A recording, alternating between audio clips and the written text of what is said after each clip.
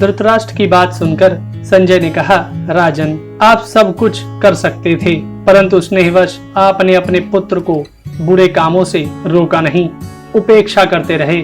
उसी का भयंकर फल आपके सामने आने वाला है। जिस समय पांडव कपट द्यूत में हार कर पहले पहल काम्यक बन गए थे, तब भगवान श्री कृष्ण ने वहां जाकर उन्हें आश्वासन दिया था। वह दूतों से मालूम होने पर मैंने आपकी सेवा में निवेदन कर दिया था।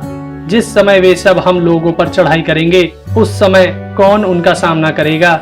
एक दिन की बात है, पांडव और द्रौपदी चर्चा कर रहे थे। भीमसेन ने राजा युधिष्ठिर से कहा कि भाई जी, अर्जुन पर ही हम लोगों का सब भार है, वही हमारे प्राणों का आधार है। वह इस समय आपकी आज्ञा से अस्त्र विद्या सीखने के लिए गया हुआ है। इसमें संदेह नहीं कि यदि अर्जुन का कहीं कुछ अनिष्ट हो गया तो राजा द्रुपद, धृष्टद्युम्न, सात्यकी, भगवान कृष्ण और हम लोग भी जीवित नहीं रहेंगे। अर्जुन के बाहुबल के आधार पर ही हम लोग ऐसा समझते हैं कि शत्रु हमसे हारे हुए हैं, पृथ्वी हमारे वश में आ गई है, हमारी बाहों में बल है। भगवान श्री कृष्ण हमारे सहायक और रक्षक हैं। हमारे मन में कौरवों को पीस डालने के लिए बार बार क्रोध उठता है, परंतु हम आपके कारण उसे पी कर रह जाते हैं।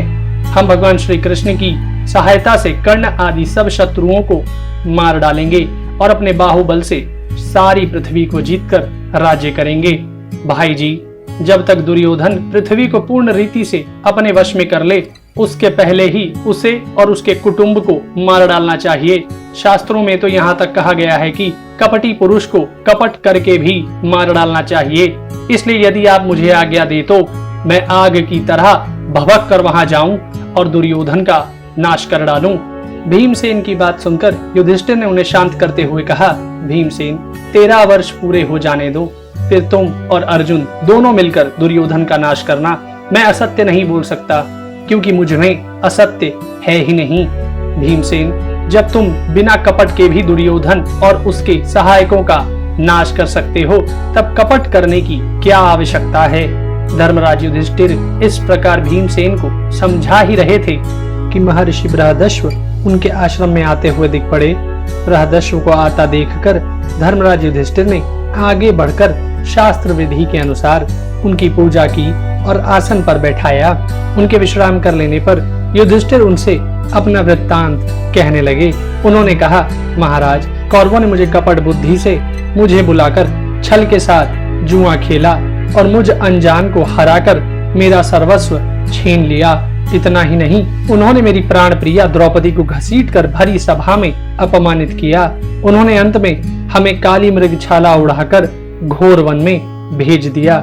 महर्षि, आप ही बतलाइए कि इस पृथ्वी पर मुझ सा भाग्यहीन राजा और कौन है। क्या आपने मेरे जैसा दुखी और कहीं देखा या सुना है।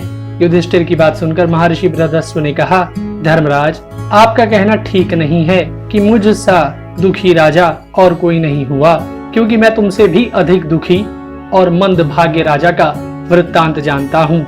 धर्मराज, निषद देश में वीरसेन के पुत्र नल नाम के एक राजा हो चुके हैं। वे बड़े वीर, योद्धा, उदार और प्रबल पराक्रमी भी थे। उन्हें जुआ खेलने का भी कुछ शौक था। उन्हीं दिनों विदर्भ देश में भीमक नाम के एक राजा राज्य करते थे। वे भी राजा नल के समान ही सर्वगुण संपन्न और पराक्रमी थे। उन्होंने दमन ऋषि को प्रसन्न करके उनके वरदान से 4 संतानें प्राप्त की थी, 3 पुत्र और 1 कन्या।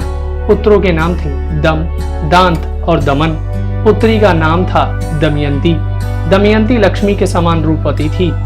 देवताओं और यक्षों में भी वैसी सुंदर कन्या कहीं देखने में नहीं आती थी।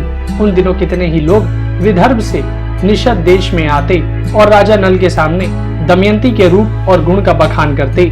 निषद देश से विदर्भ में जाने वाले भी दमयंती के सामने राजा नल के रूप, गुण और पवित्र चरित्र का वर्णन करते। इससे दोनों के हृदय में पारस्परिक अनुराग अंकुरित हो गया। एक दिन राजा नल ने अपने महल के उद्यान में कुछ हंसों को देखा। उन्होंने एक हंस को पकड़ लिया तो उस हंस ने राजा नल से कहा, आप मुझे छोड़ दीजिए, तो हम लोग दमयंती के पास जाकर आपके गुणों का ऐसा वर्णन करेंगे कि वह आपको अवश्य वर लेगी। हंस की यह बात सुनकर राजा नल ने उसे छोड़ दिया। वे सभी हंस उड़कर विदर्भ देश में गए। दमयंती अपने पास हंसों को देखकर बहुत प्रसन्न हुई और हंसों को पकड़ने के लिए उनकी ओर दौड़ने लगी। दमयंती जिस हंस को पकड़ने के लिए दौड़ती वह बोल उठता कि अरे दमयंती, निषद देश में एक नल नाम का राजा है। वह अश्विन कुमार के समान सुंदर है। मनुष्यों में उसके समान सुंदर कोई नहीं है।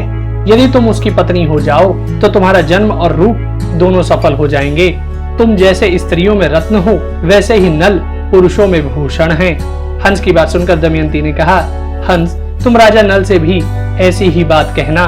दमयंती की यह बात सुनकर हंस उसका संदेश लेकर निषद देश में लौटकर राजा नल के पास चले गए।